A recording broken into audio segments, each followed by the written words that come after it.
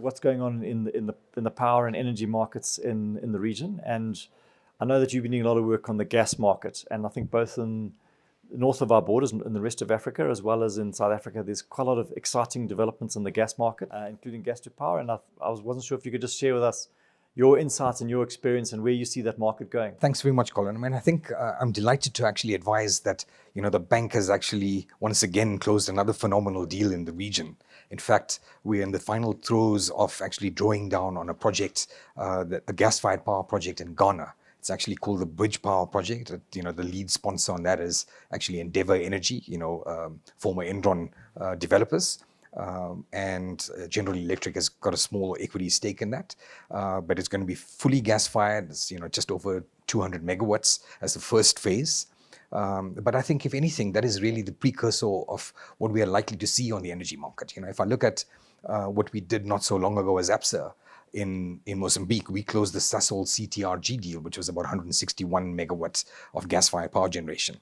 If you look at what's happening in Mozambique, Mozambique has the world's ninth largest gas reserves, 187 TCF. And to put that into perspective, for a typical liquefaction facility, for an LNG liquefaction plant, you probably need about 4 to 5 TCF of gas. Now, 187 TCF of gas is a heck of a lot of gas.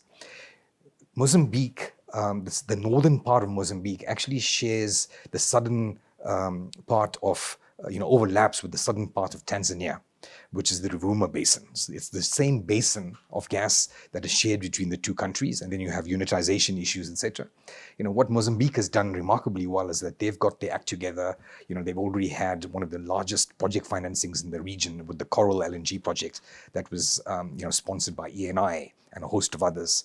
That is actually closed. Construction is underway. There's 2 other LNG liquefaction plants that are planned in the region. The next one is actually being spearheaded by Anadarko, and it's rumored that there will be a third project and an expansion of the initial Coral LNG project that ENI started. And it's all really picking up on the large amount of gas that Mozambique actually has. Now, the spin-off effects for that can be huge, not just for the country, for Mozambique. I think Mozambique has had the worst behind it already with the civil war that they had with Frelimo and Renamo. But, I think South Africa is close enough. This really augurs well for us to actually access part of that gas, whether it's through pipelines or whether it is, through LNG itself being shipped, which would actually be an ideal sort of landing point for South Africa for the gas-fired power generation that we are actually envisaging as a country. I've seen, for example, in the Middle East, when Oman had just discovered gas, what it actually had done for that economy. From being the poor cousin of the Middle East, Oman was just catapulted into a different league. And I foresee that Mozambique will actually have, in time, fertilizer plants, urea plants, ethane propane crackers, gas pipelines, gas-fired power generation, and the like. Right. So I think if we get our act together, it could be really good, not just for Mozambique, but for the region as well. And lots of jobs.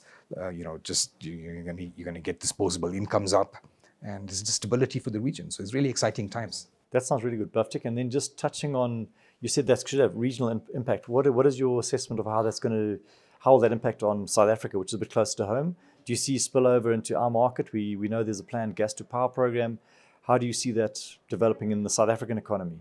So, if we look back at, say, 15 years ago, the gas price was in the region of $15 per million BTU. And that's the unit that gas is actually measured in. And, with the advent of the shale gas revolution in the US, when George W. Bush actually said, we will smoke them out of the holes, he wasn't messing around. It's actually resulted in a number of, shale explorations, etc. in the US, to the point where you've actually had now an abundance of gas. The gas price at the moment, if you look at the Henry Hub Index, currently is sub $2.5 per million BTU, compared to $15, 15 years ago. So I think, just looking at that, the future of energy is certainly clean energy. And within that, I certainly include renewable energy, whether it is solar PV, whether it is, wind, biomass, etc. But I think certainly gas has a great role to play here.